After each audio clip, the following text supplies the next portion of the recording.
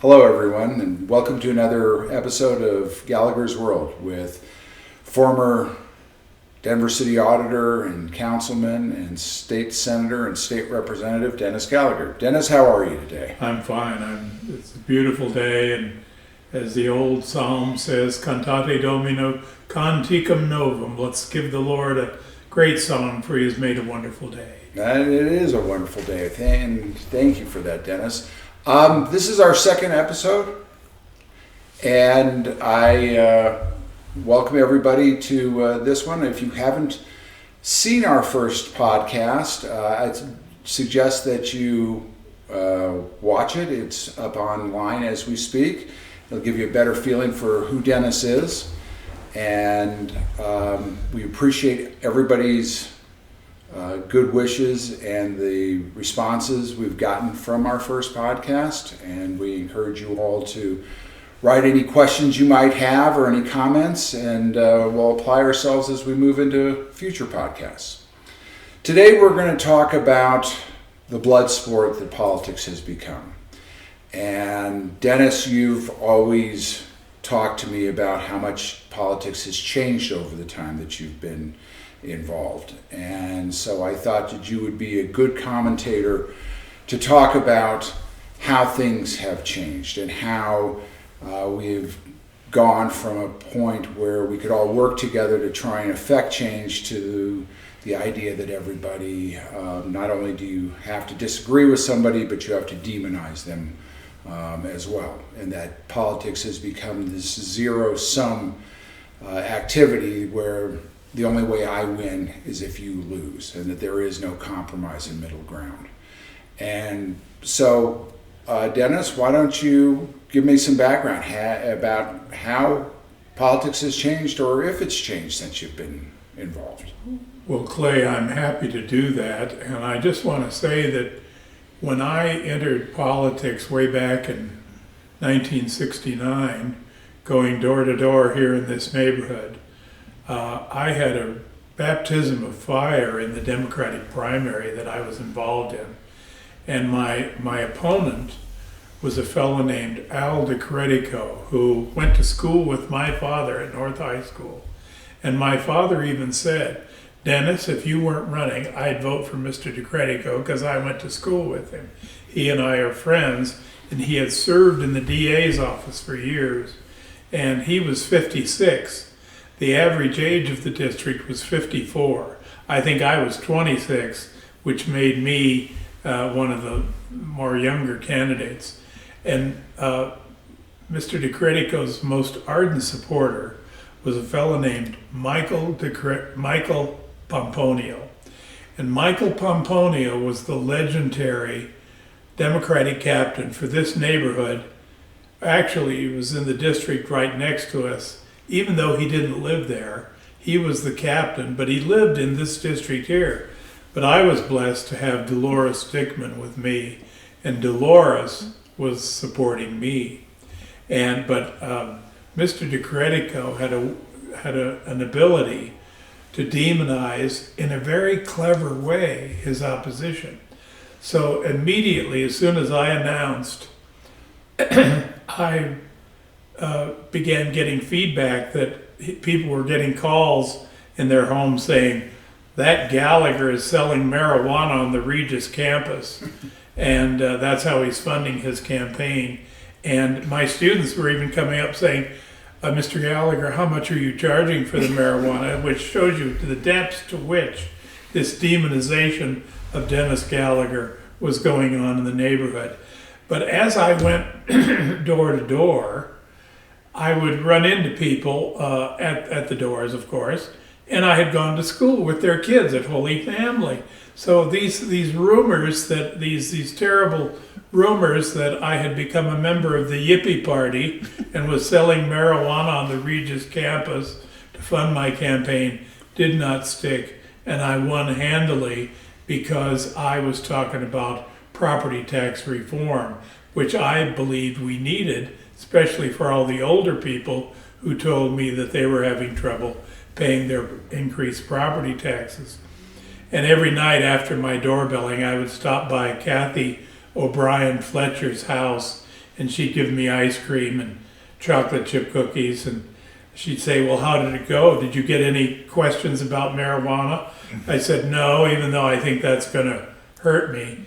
She said, Dennis, as long as you keep talking about property taxes, you're going to be just fine. If you start talking about marijuana, you're going to lose. And Dolores told me the same thing. And Dolores and I won with the largest win of anyone who had a Democratic primary that year. And they all took notice all around town. And they said, well, Dolores Dickman must have been supporting Gallagher, because that's why he won. But also, I had wonderful experiences visiting with people that I went to school with, whose kids I went to school with here in the neighborhood, who went to school with my father.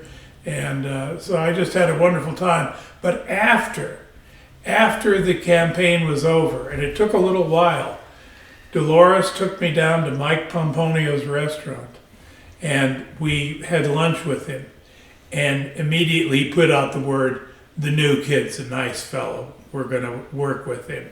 And they were very supportive thereafter, and I was even invited to come to the North Denver Democratic Club, the DX, the Holy of Holies, the Mystery of Mysteries, where we never knew what went on in there. But I can remember going to the DX restaurant and having a wonderful time helping the Democratic machine at the time. So, two things, Dennis. Number one, I just want to reiterate, you weren't selling pot, correct? No, I wasn't. I even had something growing in my yard, and I had to call a student over who lived across the street. And I said, is this a marijuana plant? I was worried the Republicans maybe had planted a marijuana plant in my yard, and then we're going to call the police. Okay. But it was just a regular weed of some sort. But I couldn't even tell you what it was. And being a typical Democrat, like Bill Clinton, I tried to inhale, but I could never inhale. So I never even say that it passed my lips or lungs. Well, I just wanted to make sure you weren't ahead of your time. That's right. So after the campaign, obviously, you were elected, and so you became part of the Democratic establishment. But how was your relationship with the person that you had the primary with? You said that about you. Yes, it was excellent, and he remembered that he'd gone to school with my father, and he called me the night of election, congratulated me on my campaign, and it was a wonderful campaign, and he almost didn't make the ballot because I'd worked so hard, but he did, and despite that, we laid the any differences to peace, and I was always able to visit with him whenever I saw him. He was always very nice to me, and even Mike Pomponio himself was very kind to me, and I always admired Mike Pomponio for being honest. You knew he was against you, so it was, and you became friends. I'll never forget Marion Rossmiller, who had a candy store business, a candy merchandising business, right next to the firehouse where my father was a fireman. So my father would come over and visit every day and visit with her, and he was horrified when he found out that Marion was not for me. So, but afterwards we laid it to rest. I would drop by and visit with Marion and her family, and we became fast friends because her brother was in the Jesuits, and she'd grown up in the neighborhood in St. Dominic's with my family. So these old relationships took hold, and we didn't let animosity become a blood sport amongst us. And we unified for the neighborhood's sake and for the party's sake. And I always remember that, and that was my motto, and I tried to always follow that. And I would be very disheartened to be involved today where it is such a demonizing sport. And I guess maybe that's, for me at least, one of the things I notice is that, campaigns are always rough and tumble. There's no question. But the idea that you could get past that and that you could come together and work together going into the future, I'm not sure you see that very much in this day and age. No, you sure don't. And Clay, I'll never forget one time when Dolores and I went over to the DX District 10, DX restaurant there on 48th and Pecos. And I asked him, I said, are you going to write a book about all those tricks you used to play about me selling the marijuana on the Regis campus and free fur coats? When Ray Bowen ran against Jess Antonucci, against his committee man, Jess Antonucci, and I counted the number of Italians in that precinct. There were 91 Italian surnames voting in that precinct. And Jess Antonucci had been challenged by Ray Bowen, a Teamster, a good labor man, Bob Bowen's father in North Denver. And I counted the number of votes that Ray Bowen got. He got about 20 votes. Jess Antonucci got 91 votes. And that shows you the discipline that Mr. Pomponio's agents were able to have in Denver when he was captain. And when John F. Kennedy would fly through Denver, he would call, Mike Pomponio told me, JFK called me. He said, oh, what'd you talk about? And Mr. Kennedy, what do you need? He said, I need proxy votes at the convention. And Mr. Pomponio would always answer, well, Mr. Kennedy, how many proxy votes do you need? And then he would provide the proxy votes. This shows you the relationship again that this Democratic captain from North Denver had with my hero, John F. Kennedy, who took down the No Irish Catholic Need Apply sign on the White House, as my grandmother said when he won, and we were all so proud of him. But we laid those to rest, and we did not let things become demonized.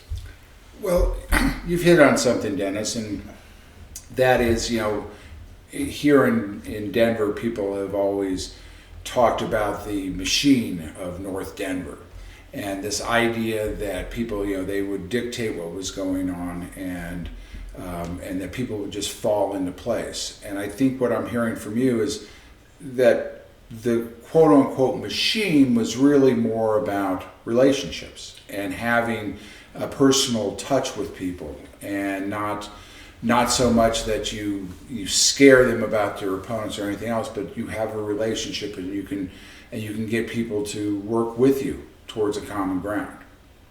Exactly, and that's the way it was. And but we've always been blessed with great leadership up here in the Democratic Party, at least the years that I was in, with a wonderful captain named Dolores Dickman. And Dolores even picketed Democratic headquarters dressed up as a woman suffragette, and picketed Democratic headquarters because the Republicans allowed women to be captains, but the Democrats, women could only be co-captains. And this shows you how far back Dolores went in the history of the party. And she got that changed to whereby women could be captains or co-captains as well as just captains in general, like the Republicans. Now the Republicans always had a little bit of a harder time in Denver finding people to even go to the caucuses. But in Denver, I was blessed to have Dolores as my mentor. And I'll never forget going by her house one day, and here she had all these little sacks placed out along the floor. And I said, what are those, Dolores? Oh, those are welcome packets to the neighborhood. She kept track of who moved into the neighborhood, and she would drop by a sack full of cookies and voter information. Here's your state senator, your state rep, your councilman, school board member, and Here's my name and number. If you need any information about where to vote or when to vote, you let me know and I'll get right back to you. If you have to approach your state senator or your school board member or your state rep or councilman, you let me know. I'll make sure they get a hold of you. And it was those thousands of packets that she would prepare, and I would help her. I'd go with her, and she'd say, and here's our state representative right here. We're here to serve you, and we're here to serve the neighborhood. If Democratic committee people would do that today, there would be no question. People automatically would call her and want to know who she was supporting for the elected offices, not just, oh, let's read the literature and then make up our minds. Dolores's endorsement had a great deal of influence. And so when the Democrats would have their meetings on the east side of town, North Denver was unified. It was relationships. We all were friends with each other. We'd laid to rest most of our animosities. There was a few times when it spilled over a little bit, but we came in, and whenever Gary Sully and Dolores Dickman would turn in the ballots, it would be 45-0, 45 committee people voting this way and 0 the other way. The other parts of town were outraged, and they never got over it. There's still people on the east side of town who resent the unanimity that we showed in the neighborhood among state senators, state reps, school board members, school district councilmen, and we even had office hours where we would all get together and have office hours every week for the neighborhood. The other parts of town were jealous that we were able to get along and put our differences aside and work for the good of the neighborhood and the good of the city, helping to make our city more beautiful than we found it and better off than we found it, as the ancient Athenian oath said. Well, Dennis, as we move on in our podcast, at some point we'll have to come back around and talk about how the Democratic Party became such a powerhouse in Denver, and we'll talk about the Captain's Roundtable and some of those things that were going on when I first got involved in politics. But for today, let's move forward and talk about how politics changed once you were an elected official, once you were in the State House. Did you have the same kind of animosity, or were you able to find ways to work together and to cross over the aisle and get things done? Well, yes, we were able to work across the aisle, and I must tell you that I had to work across the aisle because I was in the minority then. The Democrats, I never served in the majority. The Democrats were always in the minority.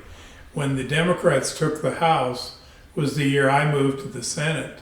So I moved to the minority in the Senate. And so when I was in the legislature, I had a wonderful time though. I had this idea of a property tax and rent rebate for senior citizens, because that's what I was hearing at the door when I went door to door. And so I was going to put this bill in, but I went to the state representative from Wheat Ridge, who was named Fentress. And I said, Representative Fentress, I have a bill for you that I think will put your name on the ballot, and it'll really get you lots of good publicity. So he put this bill in, and it was extremely, the income threshold I think was $1,400 for one person, $2,400 for a couple, hardly enough to qualify for the wealthiest of the wealthy in Colorado. But he put this bill in, and it passed because I went around to every district that I could find and I spoke for that bill. We've got to pass the Fentress bill, the Fentress Gallagher bill. So my name went way down the list, and it passed, and it did very well. And Fentress was always grateful that I gave him that bill, that he was able to then go to all the senior citizens in his neighborhood and say, I helped get this through of a property tax and rent rebate for you people on fixed incomes, which then means a declining income, and the people were very grateful. And eventually, it's now a much better rebate, and I'm not even sure there's an income limitation, which shows you that you are able, I was able to work across the aisle. And then when I went to the Senate, I had a wonderful time getting to know all of the members and all their families. And Denver Water came to me when I first got elected to the Senate and said, "Dennis, you got to get on the Ag Committee to represent Denver Water." And I said, "I have no farms in my neighborhood. I have a couple of victory gardens left over from World War II, but I don't have any farms." And they said, "Well, Dennis, it's not farms, it's water. The Western Slope is trying to take back all the water we stole from them back in the 1860s. And so I got on the Ag Committee and I thought, oh, this is going to be a bust. I don't think I'm going to be interested in this at all. I had more fun on that Ag Committee because I got to know about water rights. I got to know, and I told the Republican members, whom I all knew and whom I all liked, and we became great friends. Because of my helping them on the Ag Committee, I could walk across the aisle and say, you know, Denver needs your help on this. Hope you can help us out. And sure enough, those Republican Ag members would vote for Denver because they were having similar problems with their little towns, a diminishing business zone in their little towns, and we were having trouble with some of our business zones. And so I was able to help them on water, and I said to them, I said, I'll help you with your damn dams if you leave our damn water alone here in Denver, and it worked out just fine. And then I'll never forget, just on a human level, Dave Wattenberg, a farmer, a rancher from Walden, Colorado, whose family had settled there from Sweden. And I said, what did you do over the weekend, Dave? It was on a Monday, and we were in the Ag Committee. He said, Dennis, I had to reach in and pull little calves out of their mama's tummies. And I said, how far up did that go on your arm? And he'd say to here, he said, my admiration for you has gone up 100%. And I got to tell you, it's when you get to know people tell you things like that of what they were doing, you know you were good friends. And when I ran for city council, Ray Powers and Dick Mutzabaugh and several of the Republicans sent postcards to all the Republicans in North Denver saying, if you've got to have a Democrat, Gallagher's one of the best. And I thought there were Republicans in North Denver? I had no idea. Oh, there are. And I also did a study on the Republicans in North Denver once. Very interesting. Listen to this. The Republicans vote almost to a person. They would, if there were 100 people in a precinct that were Republicans, there'd be 100 votes there for the Republicans. The Democrats would not vote to their full strength. And I thought that was very interesting, the differences between the Republicans and the Democrats, at least here in North Denver. But it gave me an insight that you cannot take the Republicans for granted, because at least in this part of town, they vote to a person practically. And that's what I found out about that. But again, in the rural areas of Colorado, I found that people who were from the ranching communities and the farming communities didn't care so much about party. It's again how that ranch treated its neighbors and how people were in the town, and so that's as it was when I was in the legislature way back before the turn of the century.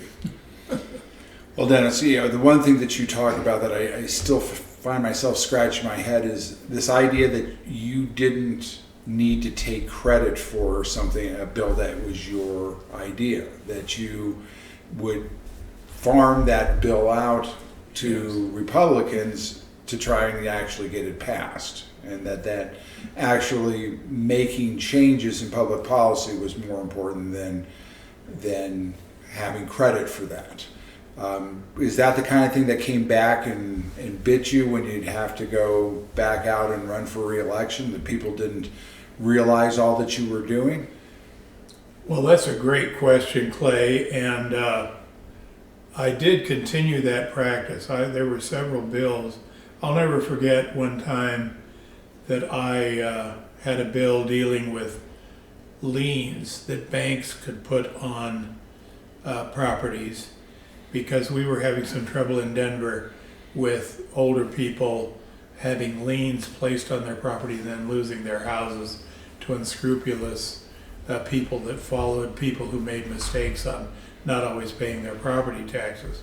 So because I had that title out, there was a Republican House member, I think it was Lowell Sonnenberg, who wanted to put an amendment on my bill and say that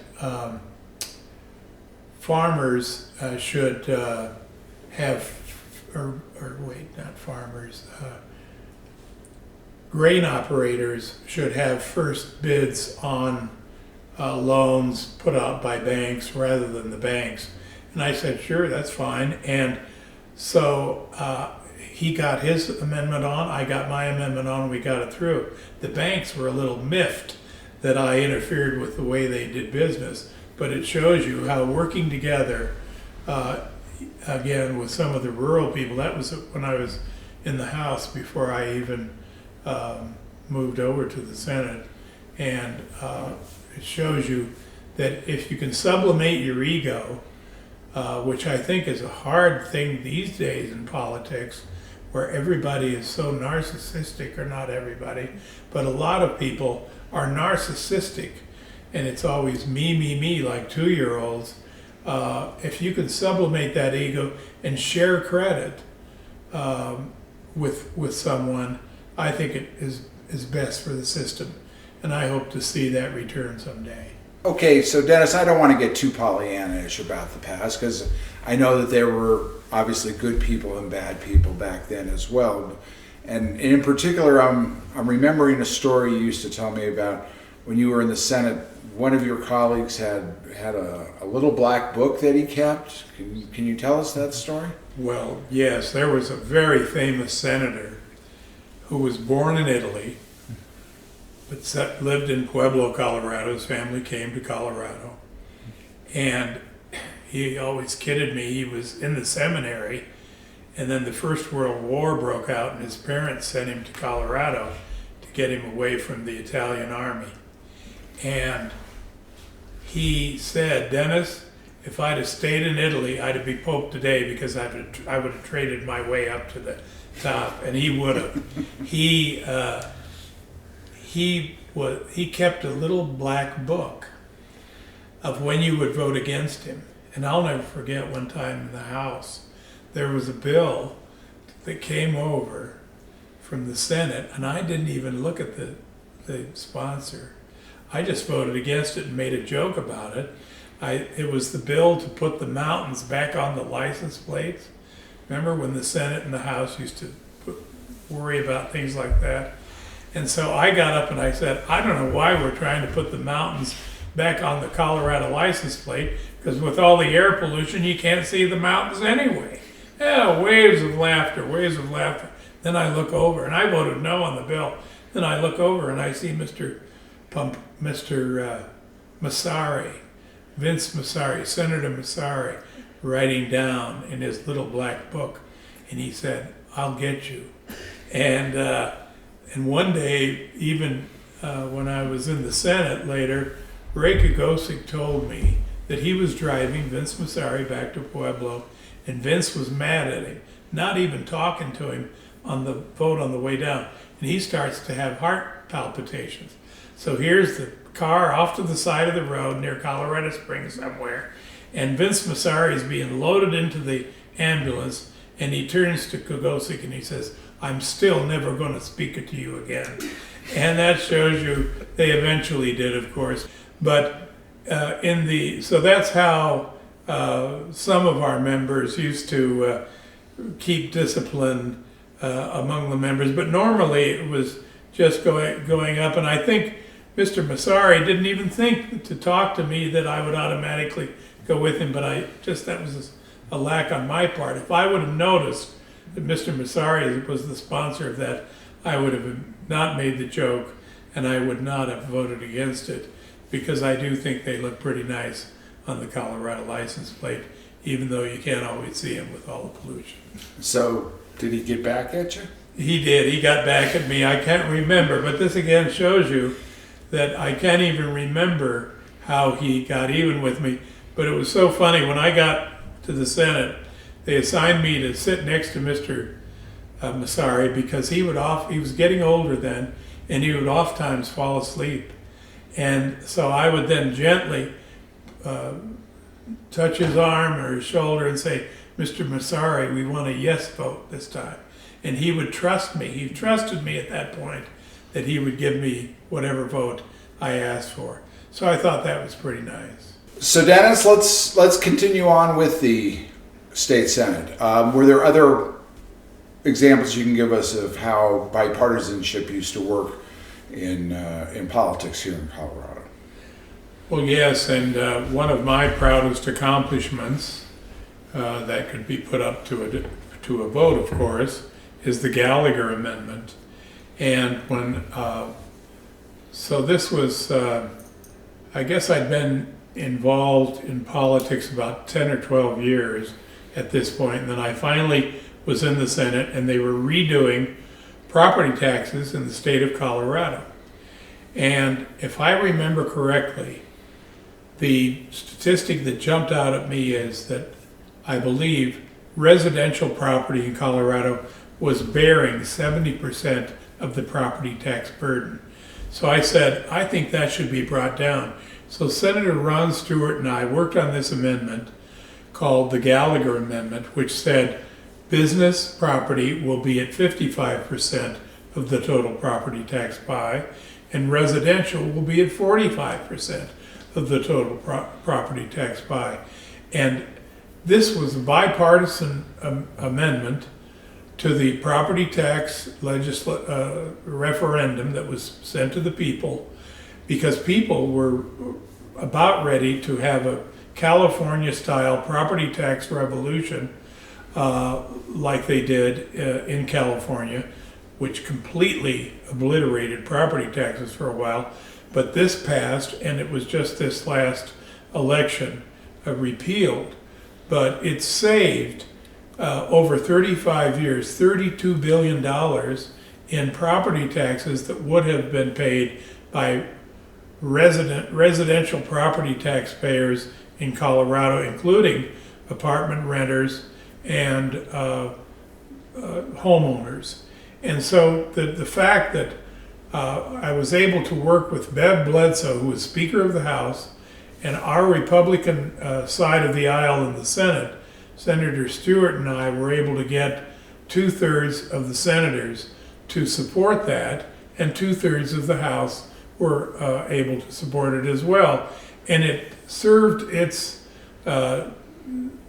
duty, it served its job, it served its call to action by allowing middle income homeowners to be able to stay in their homes and not be driven out by excessive property taxes, like we read about in various states back east, who pay $1,200 and $1,300 a month in property taxes, which is another house payment in my view.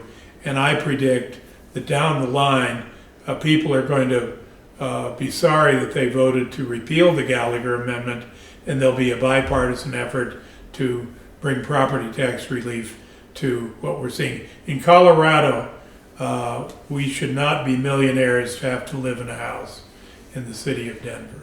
And I'm afraid that's what we're going to be experiencing again. But I attribute that to a wonderful bipartisan effort. Even the Colorado Association of Commerce and Industry was for this bill, and we campaigned around the whole state for it, and it worked. Okay, Dennis, so let's move on to your time at City Council. And I remember at a point in time I was working up at the State House on doing HIV/AIDS funding for through the Ryan White federal program providing drugs to HIV/AIDS patients. And you and I were talking about it, and I remember your interest in seeing if maybe the city and county of Denver would be interested in helping with this funding. And that's something that had never been done before anywhere across the United States, where a municipality put money into Ryan White funding. And I remember, when you said that, well, yeah, let's get this done, and I'm thinking to myself, this is never going to get past the mayor's office or city council. Can you talk to me about how that actually happened? Well, yes, Clay, I'm very pleased to talk about that because, again, it shows you the importance of relationships in being able to go back time and time again to colleagues with whom you're working to be able to get things done for the people.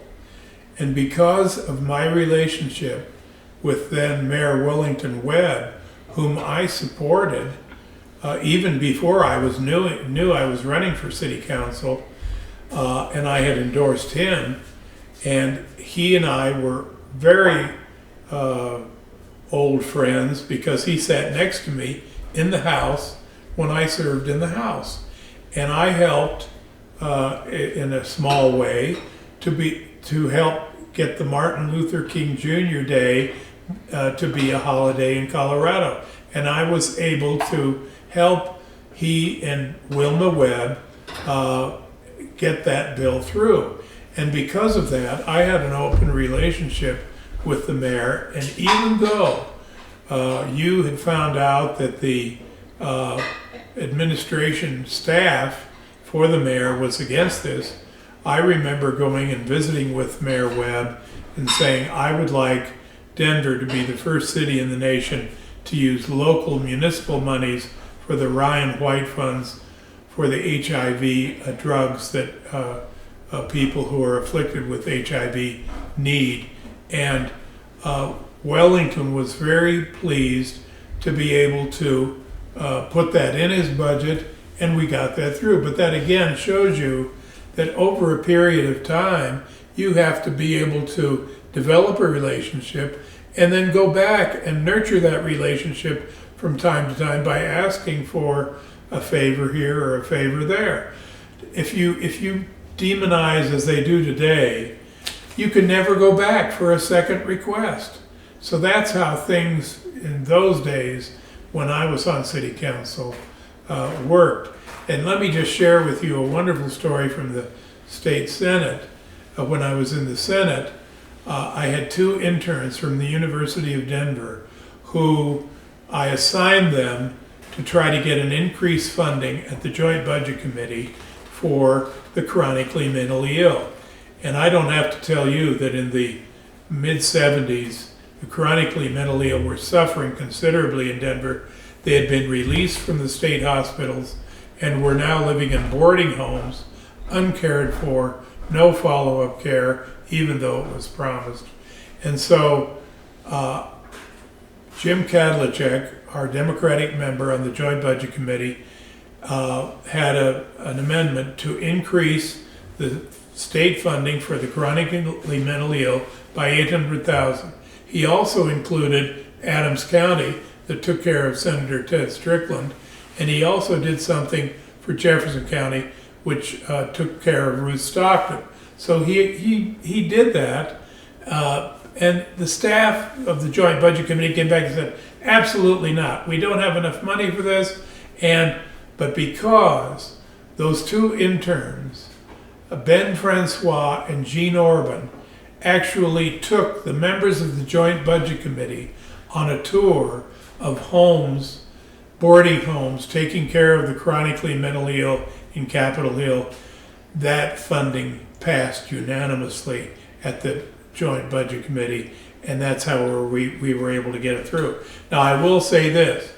The next year, there was a new Senate rule that said interns cannot take members of the Joint Budget Committee on tours anywhere in the state of Colorado. But my interns were wonderful. They did a great job. They did great work for the chronically mentally ill. I thank them. the people of Colorado thank them, and their families of people with chronic mentally ill issues thank them, because that year they got a real boost in the amount of funding that was pledged to them that year. So that again is an illustration of how things were in the days when I was in the Senate and on City Council, as opposed to the demonized way that we're seeing not only on a national level, but on a local and state level. Okay, Dennis, so why don't we keep moving along and let's talk about the Auditor's Office. And I know that the Auditor's Office looks a whole lot different in its duties and what it's involved in today versus when you first became auditor. And I know that that did not come easily. So can you talk about that moment in time when you became auditor and you wanted to make changes to how the Auditor's Office operated in the city and county? Yes, Clay, I'm happy to talk about the changes that I was able to work out with Mayor John Hickenlooper, who was elected at the same time as I was when I was first elected auditor. And several things were on the stove brewing away as I took over the auditor's office.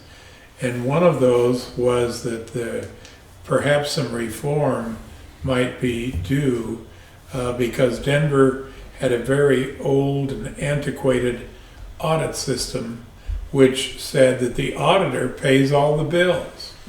Now, every year or every few years, when auditors from around the country would look at the formation of the Denver Auditor's Office, we would get dinged for having something as archaic as the auditor pays the bills, because it was a bit of a conflict of interest.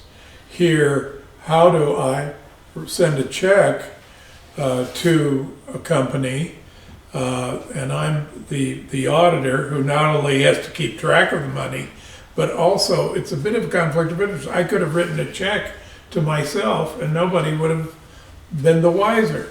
And so that was you did not write a check to yourself? No, and under me, I was so abstemious that I would not allow anything like that, of course, and it was never even a problem. But so John and I had been talking over quite some time, and it was getting down to the wire when we would possibly be able to put something on the ballot. And John wanted a more robust financial office, a financial officer, a chief financial officer who would not only take care of the finances of the city, but also pay the bills. And then that would completely take away the conflict of interest and the archaic provision that the auditor's office had. And then secondly, when I was up at the state on the audit committee for 16 years, I served on the state legislative audit committee. So I learned quite a little bit about auditing. And the one thing I learned that I think is a very fine pillar stone of good auditing, that's performance auditing. A fiscal audit will tell you if there's a problem in the agency, but a performance audit will tell you, is that agency serving its constituency? How's the leadership in that agency? I'll never forget one time at the state, we did a survey of the employees at the Division of Youth Services, I believe it was. 70% of the employees at the Division of Youth Services said leadership is terrible, you've got to change the leadership. There's real problems here in this agency. So when we reported that to the governor, both governors Lamb and Romer said, oh, don't tell this, we've got to make some changes. But governors have a tendency not to want to hear any bad news anyway that comes out of an audit. But by doing a performance audit, we were able to realize that there were problems with the leadership in that agency. So even though I was doing them by mere test of willpower, I did not have permission to do performance audits according to the city charter. So when I told Hickenlooper, I said, I'll go along with these changes if we can put in performance auditing as well. And so that's how we were able to come up with this, because Hickenlooper and I had a relationship that went way back when he was an unemployed geologist looking for a new job. He had this idea of breweries being able to sell beer on premises.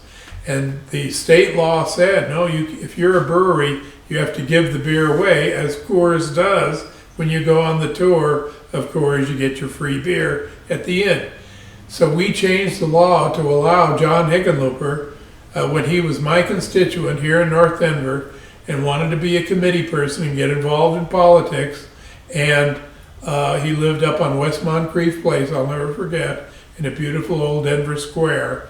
And it's because of that early relationship that I had when I brought him up to the Senate, and we were able to get that change on the state liquor code to whereby breweries could serve beer in premises, that our relationship continued because of the personal relationship that John Hickenlooper and I had over many years.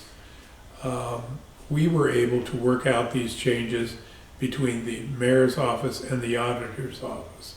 It was the staffs of the auditor's office and the mayor's office that were fighting about these changes.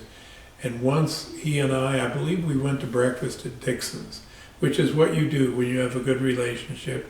You try to sit down over a meal and become companions again with bread. And we were able to do that.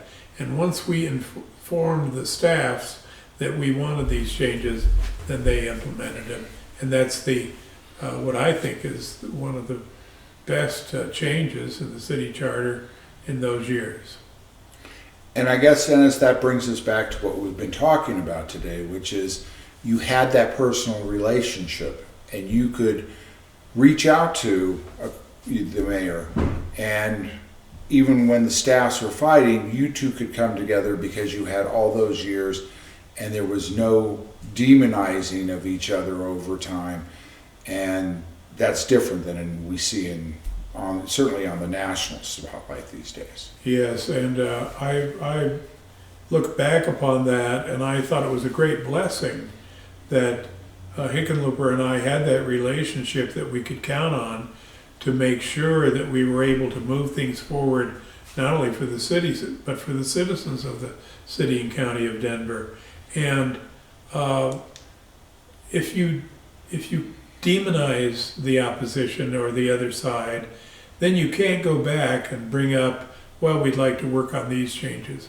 Because as we see now, the negotiating power between people who have been demonized and are the demonizers does not set well, and it's not serving our nation well at all.